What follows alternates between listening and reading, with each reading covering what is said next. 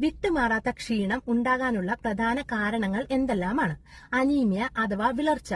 രക്തക്കുറവുള്ളവർക്ക് ക്ഷീണവും ഉന്മേഷക്കുറവും അനുഭവപ്പെടാറുണ്ട്. അതുപോലെ പോഷക ആഹാരക്കുറവ്, അതായത് ബാലൻസ്ഡ് ആയിട്ടുള്ള ആഹാരം കഴിക്കാത്തവർ, ഡിപ്രഷൻ അഥവാ വിഷാദ രോഗം, തൈറോയിഡ് പ്രോബ്ലംസ്, തൈറോയിഡ് ഗ്ലാൻഡ് പ്രോപ്പറായി ഫംഗ്ഷൻ ചെയ്യുന്നില്ല എങ്കിൽ ക്ഷീണം ഉണ്ടാകാറുണ്ട്.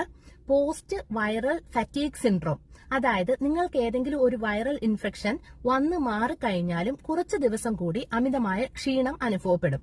ഹാർട്ട് പ്രോബ്ലംസ്, ഹാർട്ടിൽ ബ്ലോക്ക് ഉണ്ടെങ്കിൽ ക്ഷീണം വരാനുള്ള സാധ്യത വളരെ കൂടുതലാണ്.